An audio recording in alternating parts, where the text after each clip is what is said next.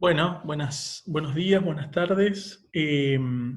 Vamos con una nueva clase, esta vez dedicada a los años del mitrismo.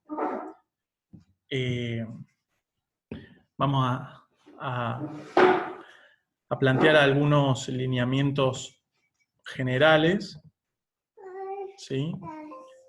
Eh, Entramos en la unidad 2 de la materia, que va desde el año 1863, 1861 tendría que ser, a 1943, ¿no? La división de esa materia corresponde a una idea que es que durante todos esos años aparece como fuertemente dominante el modelo agroexportador, ¿no? Más allá de ciertos momentos en donde eso intentó ser, más allá de ciertos momentos en donde eso intentó ser de alguna manera confrontado, combatido, eso es lo que pasó, ¿no? Digamos, o sea, el modelo agroexportador terminó siendo, podríamos decir, la estructura económica que sostuvo la Argentina, ¿no? Que sostuvo una manera de decir, digamos, ¿no? También de alguna manera la volvió dependiente de, de un modelo agroexportador que a la larga le fue contraproducente. Entonces, cuando entramos en la unidad 2 vamos a ver los años del mitrismo, ¿no? Acá vamos a tomar un periodo que es cortito en años, pero intenso, que es el año de 1861, 1870, ¿no? Son 9 años, 8, 9 años. La idea acá es pensar un poquito en primer lugar. Ustedes recuerdan que Mitre había vencido en la batalla de Pavón a Urquiza, ¿no? Urquiza tenía otro proyecto político que es el que vamos a ver ahora, que es el que encarna Mitre. Lo primero que hay que decir es que Mitre, una vez que vence en esa contienda, va a imponer su proyecto económico, que es el liberal, ¿no? Un proyecto económico que se basa, en primer lugar, en una relación de dependencia con Inglaterra, ¿eh? Eh, y en ese, y en ese sentido, les decía recién, impone el liberalismo y establece una relación de dependencia con Inglaterra. Inglaterra no es un país menor, digamos, sino que es la principal potencia mundial en ese momento, la principal potencia mundial durante, podríamos decir, todo el siglo XIX, porque en ella ha producido la revolución industrial, que es, y por lo tanto, podríamos decir, ha dado lugar al modo de producción del capitalismo, que es la producción en serie con la explotación del proletariado y la acumulación de capital en manos de la burguesía, ¿no? O sea, de la dueña de los medios de producción. Pero a la vez, Inglaterra ya no solamente haya acopado su mercado interno, entonces requiere vender sus productos manufacturados afuera, en sus mercados externos, como la Argentina, pero a la vez también generar otra relación económica que le permita extraer los recursos económicos de lo que podríamos llamar los países semicoloniales, es decir, aquellos que son países independientes jurídicamente, pero dependientes en términos económicos de estos imperialismos, ¿sí? Que en el siglo XIX principalmente fue Gran Bretaña. Entonces podríamos decir que el proyecto que encarna Mitre representa eso, representa una vinculación con Inglaterra y con el imperialismo inglés, y cuyas clases favorecidas, las clases favorecidas nativas, nacionales, van a ser principalmente dos. La burguesía comercial porteña, es decir, aquella que es beneficiada a partir de la relación comercial con el Imperio Británico, aquella que lleva los productos, las materias primas que da Argentina e importa los productos manufacturados de Inglaterra, entonces saca beneficio económico de ese comercio, aliada con lo que podríamos llamar los terratenientes de la Pampa, ¿no? De la Pampa húmeda, que son aquellos dueños de grandes extensiones de tierra que prácticamente sin invertir dinero en la zona pampeana, en sus campos, tienen una gran rentabilidad económica, ¿no? Entonces eso los vuelve una clase, las clases, esas dos son las clases que de alguna manera organizan esta etapa de lo que podríamos llamar un Estado nacional, porque recuerden que anteriormente a esta etapa no había un Estado nacional. Lo que había eran estados provinciales, pero no había una constitución nacional aceptada por todas las provincias. A partir de ahora hay una aceptación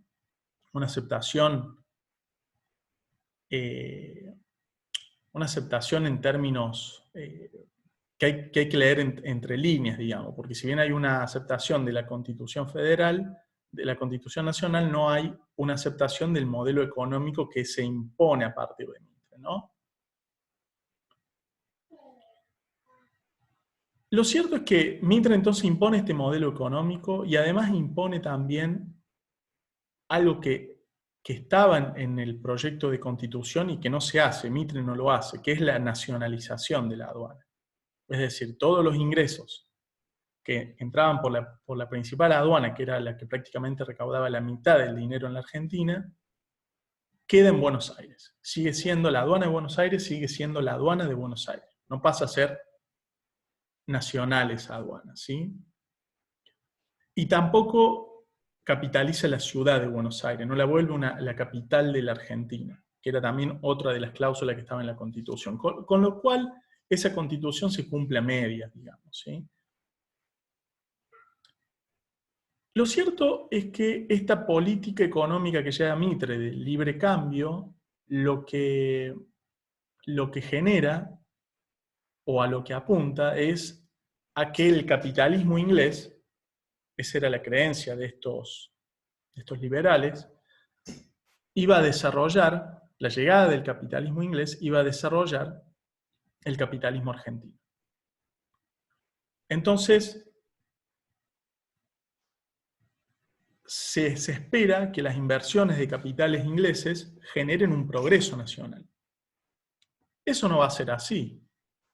Evidentemente, el progreso es a corto tiempo, y en realidad lo que hacen las inversiones de capitales ingleses es armar la estructura que permita a Inglaterra, como país imperialista, seguir extrayendo recursos de la Argentina, ¿no? ¿Cuáles son algunas de las inversiones donde podemos ver cómo esa estructura económica de la Argentina comienza a estar atravesada por el imperialismo británico? Bueno, los ferrocarriles, sí, son principalmente ingleses, ¿sí? Ahí hay libros clásicos de la Argentina, como Historia de los Ferrocarriles Argentinos, de Scalabrini Ortiz, donde cuenta cómo la estructura de los ferrocarriles termina siendo una estructura que permite a los ingleses extraer la materia prima del país. Toda la estructura ferroviaria termina en el puerto de Buenos Aires, con lo cual la estructura ferroviaria no aportó al desarrollo nacional, sino que aportó al subdesarrollo, ¿sí? O sea, se siguió desarrollando Inglaterra a partir de la extracción de nuestros recursos. Otra cosa tiene que ver también con la flota mercante. La flota mercante... Hijo, me estás tirando el cable, ¿no? La flota mercante de Inglaterra, perdón, la flota mercante también es la flota a cargo de los capitales ingleses, ¿sí? Eh, los bancos. Los bancos.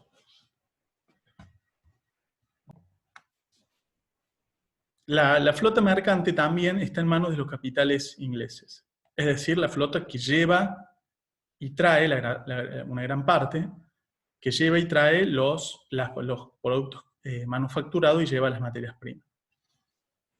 Otro son los bancos, ¿sí? Los bancos ingleses que de alguna manera se desarrollan con el ahorro nacional, porque los bancos son lugares donde uno deposita el dinero, te dan ciertos intereses para ese dinero y también te dan préstamos. Bueno, esos préstamos servían para todas actividades principalmente destinadas a ese modelo agroexportador. Otra tiene que ver con la privatización de los servicios públicos, ¿sí? Los tranvías, el gas, la luz, todo eso también es de capital inglés. También el capital inglés aparece en las tierras, ¿no? Una de las condiciones, por ejemplo, para que se pudiese poner el dinero para llevar adelante el ferrocarril, la construcción de ferrocarriles, tuvo que ver con la cesión de 5 leguas a cada lado de la ruta de tierras que pasaron a ser inglesas, ¿no? Y tierras que obviamente se valorizaron mucho a partir de que por ahí pasaba el ferrocarril, que era el elemento de desarrollo dependiente, pero de desarrollo de nuestro país. Otro de los lugares donde aparece el capital es en la deuda externa, ¿no? Mitre toma deuda externa y a partir de eso, esa deuda tampoco sirve para el desarrollo nacional, sino que sirve para el enriquecimiento de algunos pocos grupos que terminan generando un endeudamiento que después sí lo tiene que pagar el pueblo argentino. La deuda externa, ¿no? Eso serían todas características de los lugares en donde aparece el capital inglés y genera esa estructura económica semicolonial de la Argentina, ¿no? Que la vuelve un país semicolonial. Es decir, todo lo que nosotros producimos, toda nuestra riqueza nacional va a parar en una inmensa parte hacia el desarrollo de otros países. En eso consiste lo que podríamos decir, la fase superior del capitalismo, que es el imperialismo, ¿no? En el siglo XX, el país imperialista no va a ser Gran Bretaña, sino que va a ser Estados Unidos. Entonces, todo lo que produce el pueblo argentino con su trabajo, y que va a un montón de lugares, al pago de transporte, al pago de distintos servicios, cuando pone la plata en el banco y necesita algún préstamo, cuando se toma deuda externa que finalmente usufructúan unos pocos grupos, pero no para el desarrollo nacional, todo eso después debe ser pagado, todo eso es pagado por el trabajo que hacemos cotidianamente todos nosotros, ¿no? Bueno, esa es la política de Mitre. Ahora, esta política librecambista tiene otro aspecto, ¿no? La política librecambista, que es esto que decíamos de la importación de productos industriales, genera otra cuestión, que es la destrucción de las industrias mucho más precarias que las industrias industriales, las industrias británicas, podríamos decir industrias muy artesanales, que van a ser destruidas por la invasión de los productos industriales británicos, ¿no? Entonces, la producción de ponchos es mucho más económica y de mejor calidad los ingleses que los argentinos, pero te destruyen fuentes de trabajo. Por eso es importante, por eso el debate ahí era con los proteccionistas. Los proteccionistas decían había que poner una tasa de aduana para esos productos ingleses para que compitieran en igualdad de condiciones con los productos argentinos, ¿no? Entonces, de esa manera vos permitías el ingreso para quienes quisieran comprar más caro los productos ingleses, pero dejabas como consumo nacional a los productos nacionales que generaban trabajo, ¿sí? Ese va a ser un debate, digamos, pero lo cierto es que la imposición de ese modelo económico termina generando lo que podríamos llamar las resistencias del interior, ¿no? Que son lideradas por los caudillos del interior. En este caso, Chacho Peñalosa, ¿sí? Lo que va a hacer Mitre va a ser para intentar imponer este modelo liberal económico,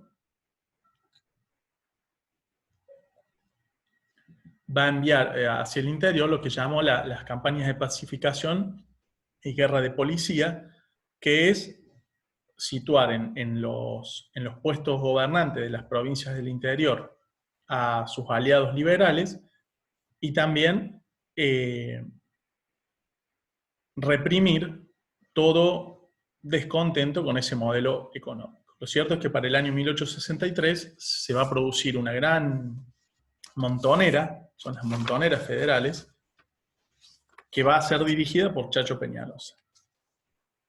Chacho Peñalosa va a ser finalmente capturado en 1863, va a ser lanceado, se le va a cortar la cabeza y se la va a poner en una plaza de la plaza de Olta, a modo de atemorizar a cualquiera que quiera resistirse al modelo liberal económico, que generaba una gran falta de trabajo, digamos, ¿no? Quien va a llevar adelante eso va a ser Sarmiento, ¿sí? Yo ahí ustedes tienen para leer no solamente bibliografía sobre el modelo agroexportador, o sea, aquel que impone Mitre, sino también esa resistencia, y van a leer unos documentos, el documento del Chacho Peñalosa, donde él dice por qué se levanta, y también un documento de Sarmiento donde dice por qué hay que hacer eso, por qué hay que cortarle la cabeza a Peñalosa, ¿no? Y lo cual me parece que ahí también está bien pensar en dos maneras de entender la guerra, porque me parece que esa manera de reprimir que tienen las oligarquías nacionales es sumamente feroz y me parece que se lo puede entender en un largo proceso histórico como un modo de actuar frente a los levantamientos populares de la Argentina ante procesos económicos que los perjudican, cómo las oligarquías responden con una violencia inusitada, digamos, ¿no? Como fue el golpe de Estado de 1976, donde se desaparecieron 30.000 personas, donde se torturó, se tiró al mar, se violó. Entonces, digamos, esa violencia me parece que ya se la puede ver un poco en ese modo de Sarmiento de pensar cómo se puede reprimir, cómo se tiene que reprimir de un modo feroz a los levantamientos montoneros de Peñalosa. Entonces, eso es un aspecto de la política una de las resistencias a la política librecambista de Mitre. Otro de las resistencias a la política librecambista de Mitre hay que pensarla a nivel ya no nacional, sino a nivel latinoamericano, lo que va a ser la Guerra del Paraguay. La Guerra del Paraguay es una guerra que se produce entre 1865 y 1870 y va a ser la guerra de la Triple Alianza, ¿no? La guerra de la alianza entre argentinos, uruguayos y brasileros contra Paraguay.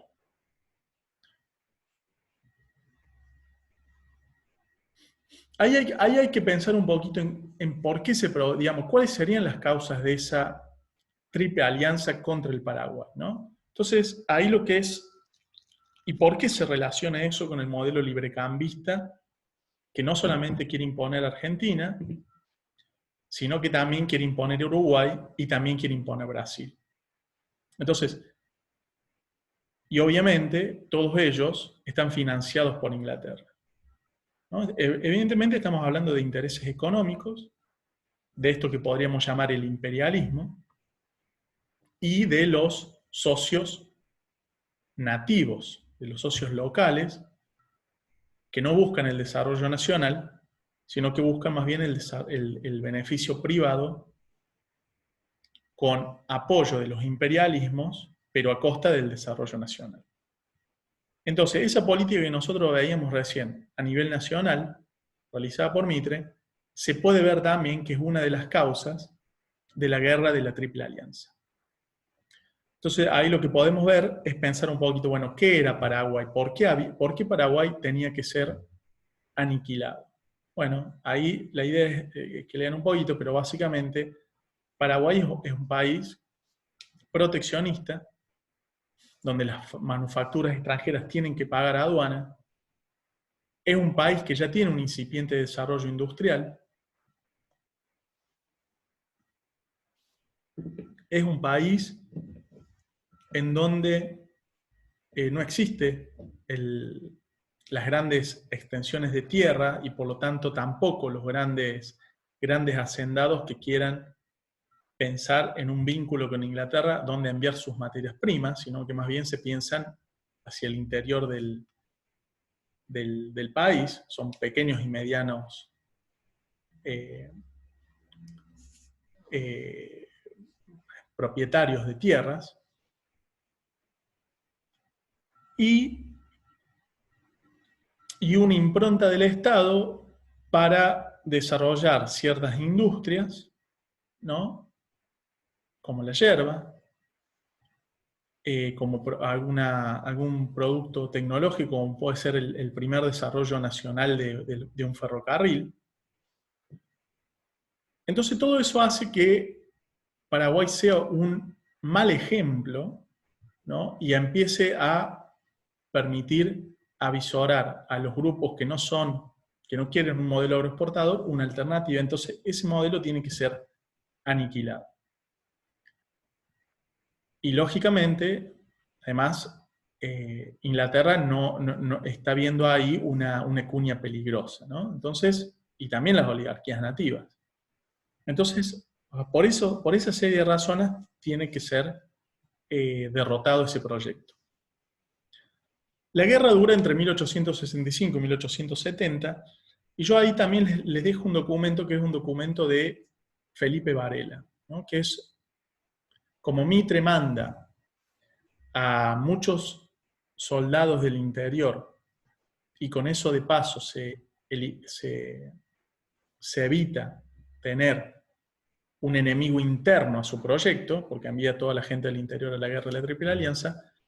Vamos a ver en 1866 cómo se levanta Felipe Varela y por qué plantea que las masas del interior tienen que estar en apoyo al Paraguay, ¿no? Entonces, podemos decir que en realidad esa guerra del Paraguay fue también una guerra entre el librecambismo y el proteccionismo, pero pensada ya no a nivel nacional, sino a nivel latinoamericano, ¿no?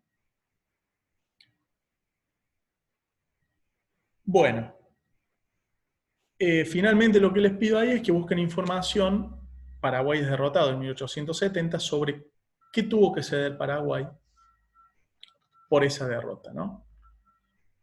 Bueno, con esto entonces vamos entrando a esta unidad que quería que la pensáramos un poquito.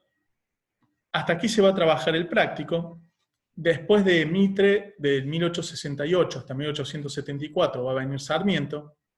Sarmiento puede ser pensado en una línea de continuidad con Mitre, desde mi punto de vista, también con un proyecto económico liberal de subordinación al imperialismo británico, aunque a diferencia de Mitre, hay que pensar que no nacionaliza la aduana, pero que a diferencia de Mitre pone algunos matices de alguna manera menos porteños, ¿no?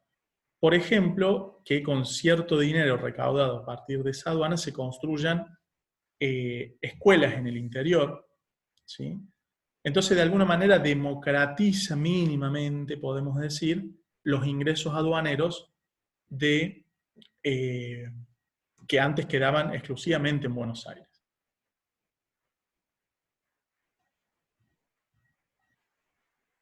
Hay otro aspecto quizás que convenga llamar la atención de Sarmiento, que es Es paradójico en Sarmiento porque Sarmiento era alguien fascinado por el modelo estadounidense. Es paradójico que en él no haya una lectura del proteccionismo económico que se desarrolló en Estados Unidos y que le permitió en un momento dado ser un país más desarrollado que Inglaterra, ¿no? En definitiva, un país nunca puede desarrollarse si sigue siendo eternamente bajo un modelo agroexportador. Necesita una industria propia, una industria nacional. Es paradójico entonces que Sarmiento, que estuvo tan fascinado con el modelo norteamericano, mucho más que con el europeo, no haya leído y haya propuesto para la Argentina muchas características de ese modelo norteamericano, como por ejemplo la distribución de tierras y como por ejemplo el modelo educativo, que son dos características centrales de Sarmiento, no haya sido más atento a que el progreso nacional no iba a ir de la mano con la inversión de capitales británicos, sino que eso iba a generar una eterna dependencia de la Argentina respecto a Inglaterra, cosa que no pasó con Estados Unidos.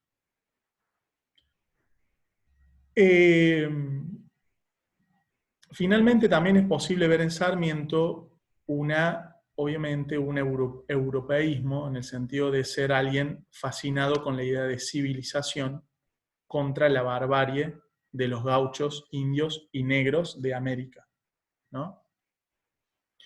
Bueno, todo eso entonces sería esta clase que hemos recorrido.